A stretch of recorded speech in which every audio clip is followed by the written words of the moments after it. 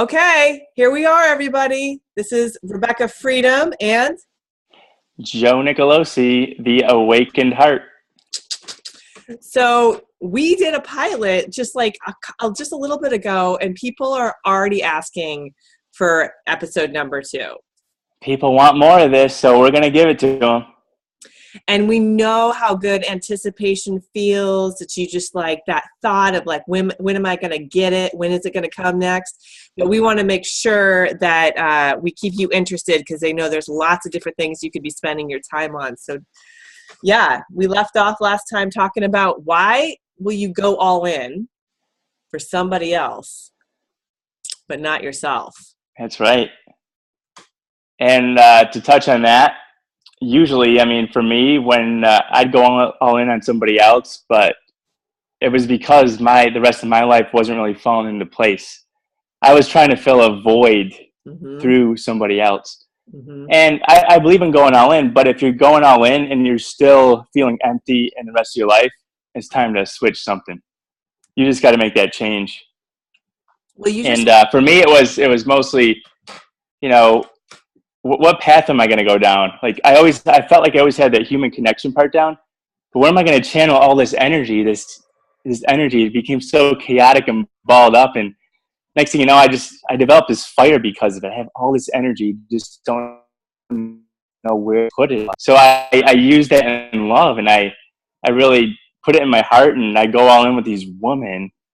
And I'm like, sometimes I find myself filling these voids though in like my professional life through it, and the next thing you know, I'm just all in with them, and I'm not really worried about the rest of my relationships.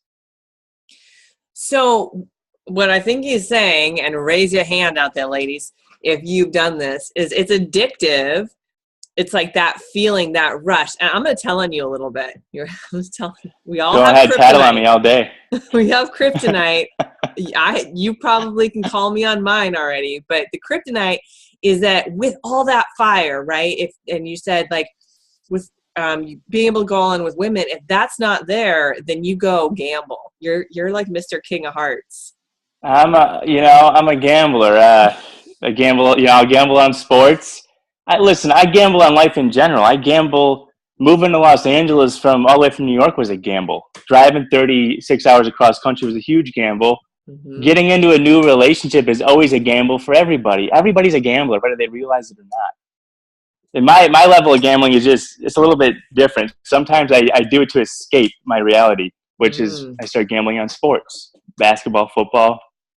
I enjoy it. It gives me that dopamine rush that a lot of other things usually don't. But, that's what love does for me too. Like the idea of being with somebody gives me that rush. And I'm just like, I just want more of it. It's like the best way to describe it's like a drug. I mean, look, you just can't live without it. Like, you just become an addict. And you wake up craving it every day. Well, I totally get that. It took me down the road of going to Coda, the 12 steps, right? Working the 12 steps, being like, I'm an addict. Admit that I'm powerless over this, that like codependency is I'm okay if you're okay and stuff like that. But talking about that, like that rush that we feel, that like massive pull we feel, and that in some ways we're all gamblers. We're just playing different games. Some people are trying to play Go Fish, and other people are playing Texas Hold'em, like with their hearts. And when it comes down to it, now this is a big one, right? Especially in our throwaway dating culture. I was totally thinking about this, is that this type of gambling with our bodies can lead to like sex and then regret. Very much so. I'll be the first to say, I think we all go through that stage in life where we're hooking up. It's pointless sex. We're just looking for some validation with our bodies. And we think sex is a physical thing, but it's really a spiritual transcendence. But listen, when we're in our younger 20s, at least for me, I mean, I went buck wild, 21, 22, hooking up, looking to hook up. I was working at the gym at the front desk. I'm like, man, look at all these hot women coming in. Up. Boom. Selfie stick down. We'll edit that out. But look, I was at the gym, right? And all these hot women are walking in the gym. I'm like, wow, I want that one, and that one. And I'm like, I couldn't help myself. I'm just a young kid who was thinking with a different head. But then I'm like, I started, sex became the target, not really the relationship. I didn't really want a relationship. I'm just like, I just want to have fun. And when I wanted to have fun, it was because I wasn't really self-aware of myself yet. I didn't really know who I was. So I'm like, I just want to have fun just like everybody else. And I did. Just rapid fire. I don't think I regretted it, but I learned a lot. I had a lot of fun. It's not good for your soul. It's not going to help you evolve. It's not serving you, not serving them. I don't think it's any good for anybody. Just a sex thing, just sex without these emotions is not any good. And the thing about it, there's like, so the first time you have sex, and I learned that we're talking about this today in my class I just came from, my first time you have sex is for fun. The second time is you're in a relationship. And the third time is your marriage material is like, especially, but I was like, fuck it. My pussy is like a freaking wedding chapel in Vegas. You come into it and you leave married. Oh man. It's just like, I'm that type of person that gets so soul attached, and further as a woman, if you sleep with a man, you carry his energy in your body for a year after that. For a year, because we imprint so quickly. So imagine all the ghosts of hookups past that are just like, woo. I mean, look, and for me, when I hook up, I don't entertain it anymore.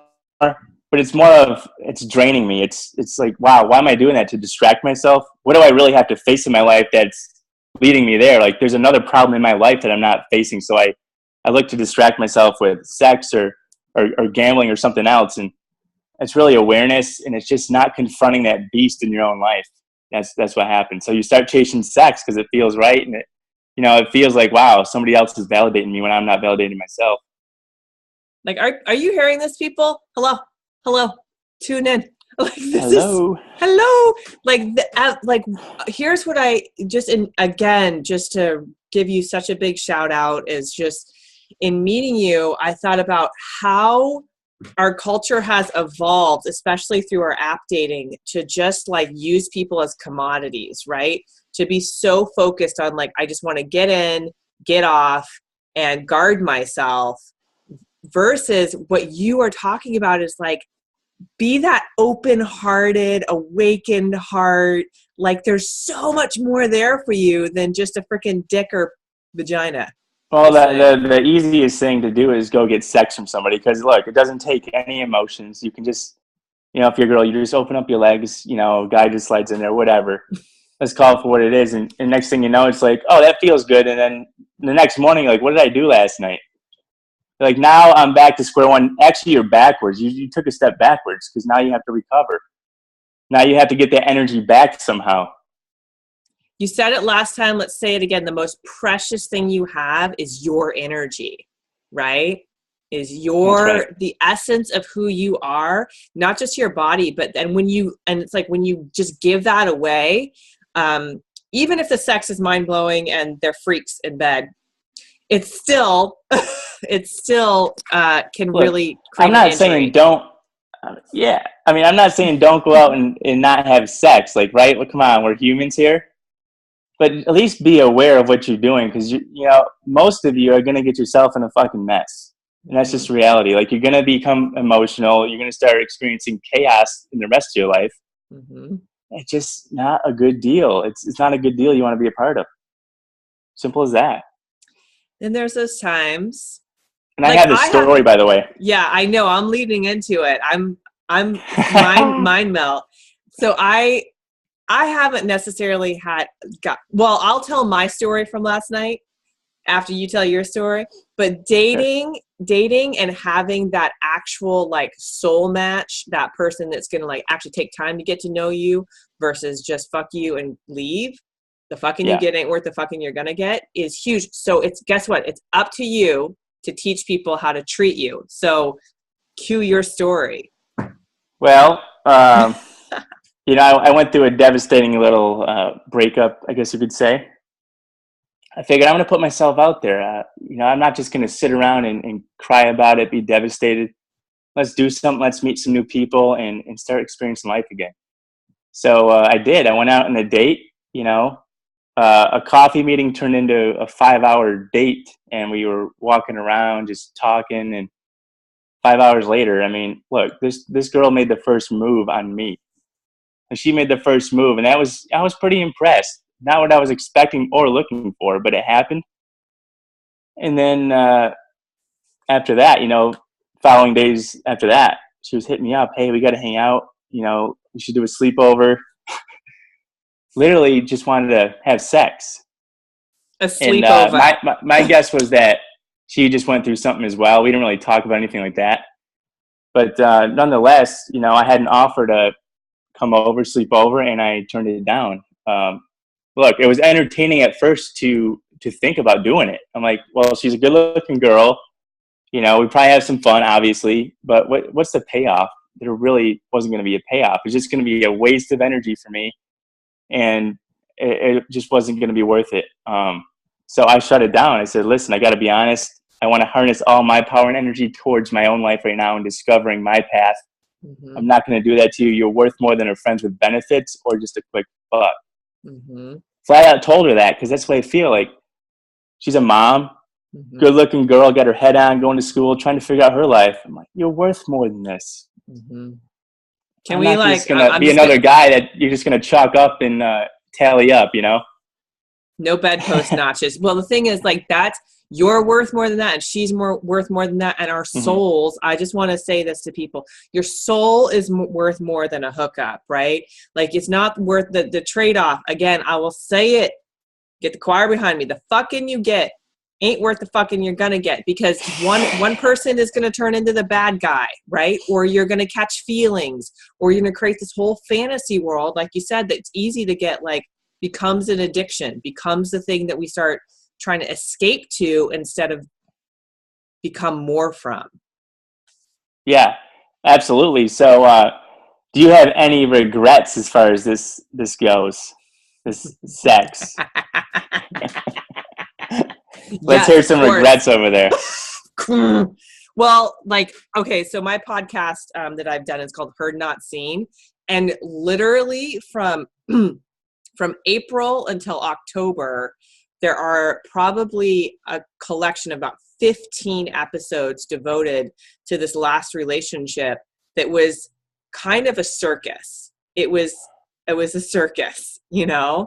And I look back and I'm just like, dude, what label wasn't put on it that would have given such clarity is he was just a fuckboy, you know, a spiritual fuckboy. Like, he wasn't necessarily aware. It's not like he was coming at me like, you know, just ride this dick for free. But it was like, and the reason that I regret it is because, like, I fell in love. Like, I actually still really care about this person. But the most healing thing I've said, so it made me, in some ways, half of me really regrets the sex because of how emotionally involved it made me, like, like, it pulled me in physically and then emotionally and spiritually. And when that came to an end, it hurt like a son of a bitch. That's the best kind of sex too, when it's all clicking like that. It was emotionally, spiritually. It's not just a physical thing getting off. Like we're saying, that's great. Yeah. Well, yeah, I generally show up for and bring show up and self. blow up. What can I say? It's like a Ferrari. So I like it. I know how to drive stick. So but the thing that I regretted is that in that moment you start to create this delusion and illusion that this person might be a partner for you, and then you start to not see the red flags, or that they weren't with you, they weren't all in the first place, right? Let's talk about this for a second, because that's a great point you just brought up. Look, a lot of people are in relationships just because the sex is good, and they're misinformed that they have the right one just because the sex is amazing and they can't get enough of each other physically. Mm-hmm. But then the rest of their life they're arguing. They're, you know, one of them's trying to control the other, mm-hmm. But they're informed that they should be with that person because the sex is amazing. Let's talk about that. Yeah, well, because we think, because again, it's a container. Sex is a language, right? That two people are speaking, and it's a language of intimacy. And so that's why we confuse oftentimes sex for intimacy. This is a big part of codependence, is I confuse sex for intimacy. And intimacy, the first place you have intimacy is with yourself, is with your own boundaries, with your own body. You're honoring, allowing, non-judgmental of yourself. You're able to just be fully expressed and open-hearted with who you truly be, the witch that I truly be, and and just like, yes, and whatever else. But so often we get into those relationships where the sex is amazing, but maybe they want an open relationship and you don't. So you go, oh, I could try it, or they're going this way in their life, and you're like, I'm going this way, but maybe I'll try it. And then you get so contorted, and then ultimately when they break up with you, or when the relationship comes to an end, not only do you have to suffer the pain of rejection, you have to suffer that you lost major parts of yourself. And that is the fucking biggest recovery. How do you recover from that? You read Breakup Rehab, written by Rebekah Freedom. You can purchase it on Amazon.com right now. There's the answer. Everybody, there's the answer right there. You wanna recover from a tough breakup? Get the book. But also, Joe, you recover with there's that part of you that digs deep, like when you wish upon a star, makes no difference who you are. Anything your heart desires will come to you. And that is a part of, I think, what we're talking about here with the awakened heart is just because it didn't work with one person doesn't mean romance is dead. Well, here's what happened, by the way, the awakened heart. I was awakened once I let go that, listen, this person is supposed to be for me. She's got to be the one. There's no way she's not. I was in denial, right? Once I let go of that, my energy freed up, and I started bringing these other people in, including you. You were one of these people.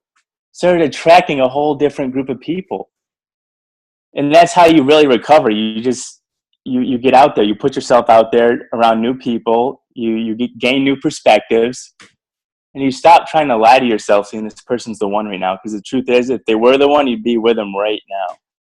Oh, let's say it again for the people that can't really hear that.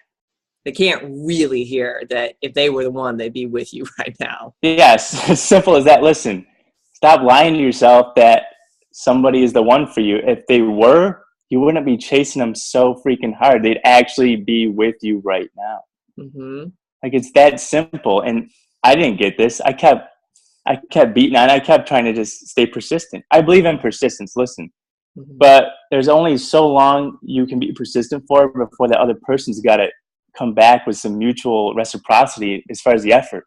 Mm-hmm. Like, they got to show up too. It can't just be one person. Well, and just for me in my life with the guys I've dated, it's not been a matter of if they come back. It's been a matter of when they come back. And I haven't gotten back together with, my first love is who I got back together with 10 years later. Like, I met him when I was 17, and it was like an innocent sort of crush and friendship. Just so many romantic moments though that were just like off the chart ridiculous. Freaking date an Irishman. One time in your life, check it off the list. Even better, date a guy who's half Irish, half Italian. And Aries. Too much fire there. But the thing that I learned about the getting your ex back, the reunion, it's still not the same relationship. It's not the same. Like you have to be willing to grow and evolve as a person. And the honest truth is, unfortunately, as much as it hurts, sometimes our soul outgrows the shape of that relationship. It just outgrows it. It says, I want something bigger. There's more life to be lived than this tiny little box of relationship. And you know what happens? There's this stage, like through a breakup, obviously, you're pissed at first. You're mad at them, resenting them. Mm-hmm. Then you're sad, crying. Oh, my world's over. I'm gonna die, right? Been there many times. And then all of a sudden you feel peace. You're like, wow, I am more worthy. Mm-hmm. I'm gonna, focus on me now.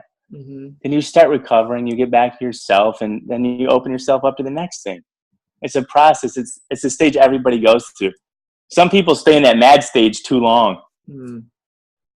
Well, that's where I think there's different things where regret can ping into those different areas, right? And the one thing I think of is like, oh, fuck, I wasted my time. But here's a little tip. For people, if you're actually clear that you want the long-term relationship, it's going to be a waste of time if you spend any time in the gray area with that person. Any time in the gray area with like, oh, we'll just see how this goes. Labels are to make things complicated. Labels don't make things fucking complicated. They make things easier. Basically, what you're saying is they gotta make a decision to commit to go all in with each other. Look, it's a decision. That's what it comes down to. The decision to commit. Yes. And look, that means not entertaining any other options at that time.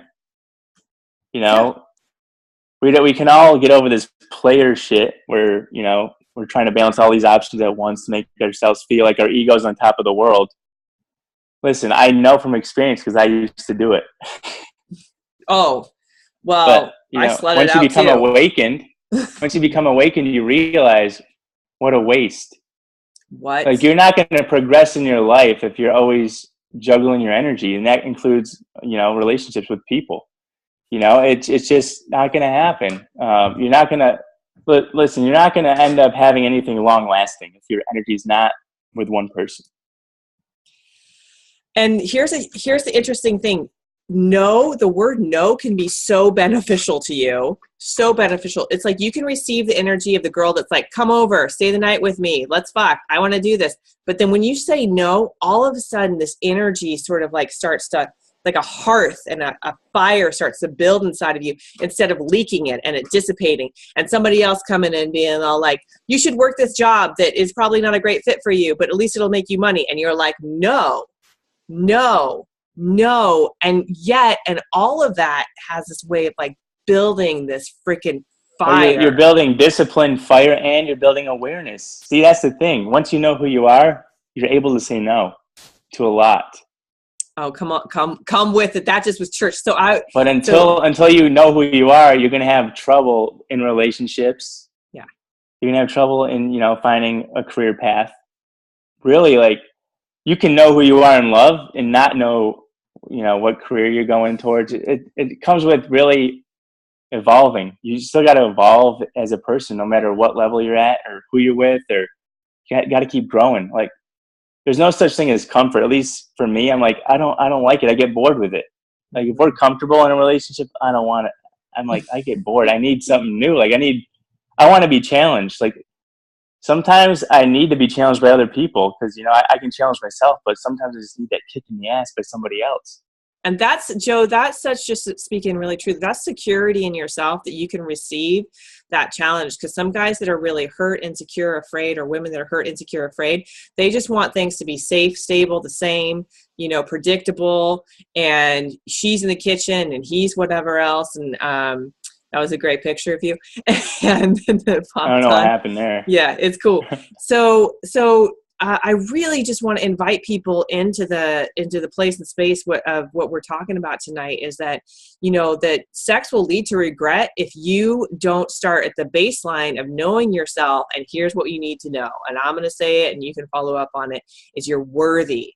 You're valuable. Your soul is valuable. You're valuable more than just one night of pleasure or just getting off with somebody. You are valued to have that person who wants to build with you, grow with you, and like actually do this for real.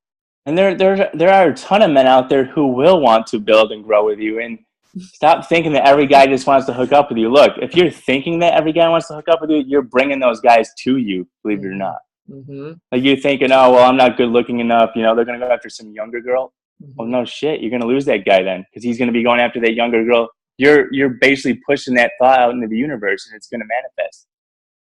That's a judgment that limits us. Like, I have friends across all ages. Some of my best friends are 60 years old, 50, 40, like all ages of people that can actually light up your life. And so if you're limiting yourself through judgment, like there's so much more. And so here's the thing I want to end with our conversation today, because we could go on and on and on, is when I went through my breakup and I said, there was a moment that I go, you know what? I'll share the two most healing things I said. The first was, fucking life is way bigger than this breakup. I was like, I haven't traveled to China. There's so many parts of the world I haven't seen, so many things I haven't done.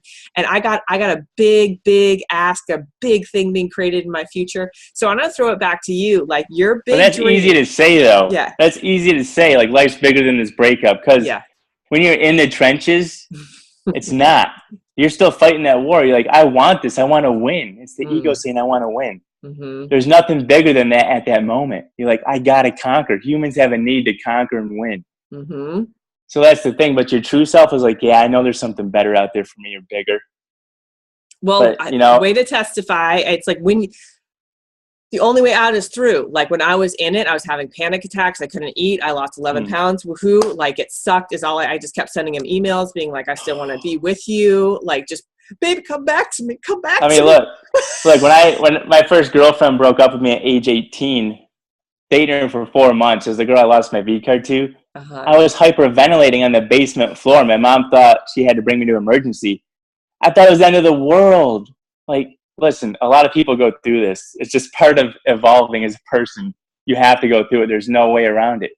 Everybody's going to go through that pain. I think so many people try to escape this discomfort in the recovery process, right? Mm-hmm. So they go back to their ex. Oh, it's comfortable. I don't want to wait for the next person to come in my life. So I'm just going to go back and take the scraps. Go back to the scrapyard, the junkyard. And we're saying the most precious thing you have is your energy. Use that for healing, not for re-injuring yourself with another person, because broken hearts break hearts. So if you're brokenhearted, you're just going to pass it on to the next person, and they're going to pass it on, and they're going to pass it on, and we're all going to end up on Tinder. Guilty as charged. I've been on Tinder, and listen, good people on there. Just, you're not going to find what you're looking for. I mean, look, the conversations you're looking for. Mm-hmm. People, they're looking for somebody to connect with on a deep level. That's what it really comes down to in the end of it. And the quicker you can evolve and go through all this pain and get your regrets over, your random hookups over, the better, because then you'll start seeing it. You look for more depth in everybody you meet. Because you're able to feel that depth inside of you, to get past the surface bullshit and actually dig deep inside of you. So the second most healing thing I said is, like, after a long period of time, was able to finally look back and say, I've broken free. I have healed from the illusion that this person was ever going to be my partner or was my partner. The fog of good sex finally lifted, and the weight of regret lifted. And I said, the best partner that I have, the deepest intimacy I can have at this particular time, and I'll share it in this framework, is me, because, I have a garden to grow. I have seeds that have been planted, and that is what I'm going to tend to. Yeah. So what are you going to do to grow your garden? All right. This is the big shout out. All right. That's the question I want to leave to the audience. What are you going to do to grow your garden? What are you going to do to grow those things inside of you that still need to gain strength, right? Don't go out and I'm an impatient gardener. Don't go plucking the seeds and trying to get the fruit before it's actually ripe. Listen, going back to this sex thing. Yes, now that I look back on this, the hookups and the one-nighters I had, it was more of me trying to feed an ego that I had to be in control of everything. If I wasn't in control of my life, I could be in control of that person that night. And not only that, but I always felt like I was in competition with other guys. Like, oh, he got that girl, so I can get that one. And, it's just, I wanted other guys to be coming up to me like, yo, Joe, you did it, dude. You were with that. That was me back then. And look at that. It was all ego. It was all bullshit. It was all me needing validation from myself, really. Like, oh, if I could pull that girl off, I'm the man. Now it's like, if I could be with that girl in a long-lasting relationship, then I win. it's two different paradigm shifts. Ladies, listen, just listen, because I know that we lose faith in romance, in being treasured, in knowing that we're valuable and worth it. And we think that if we just sleep with them, that somehow it's our pussies are a trap. They're so great. Got him. And it just doesn't happen. Well, in most cases, they are a trap. They'll lure you right in, and it's hard to get away. Once you get a taste, it's really tough to break away. But it is. I mean, look, it's almost like you manipulate a man with that, because you give it up to him, and now you think, oh, he's going to stick around. Now I'll get him. I'll win him. But a guy who actually knows himself, knows what he's worth, will not just get involved like that. He just won't dip it. And then, I mean, if he does right away, he's probably not going to want it after that night. Mm-hmm. A man who really knows himself and is actually into that is going to want more. And then we're going to continue, and continue to watch Joe's YouTube channel. We'll put the links below. And also, I know you're doing these 1 minute, 2 minute uploads to really encourage like the women out there that have just lost, and even the guys that have just lost their luster for romance and love. So tell them again what the mission is. Well, the mission of what we're doing here and the content I'm going to be putting up is to really help you harness your inner romantic and tap into it. And listen, I want to show you that romance and this love thing is still alive, and it's not going to die. You just got to have some faith and some hope. And wow, it's what a journey. That's all I can say so far. What a journey. Mm-hmm. And you got to strive for, continued growth. So that's my little 2 cents. Shit, we're going to get you tapping into that heart. Mm-hmm. Keep that fire alive. This is Rebekah Freedom. Be set free. Nah.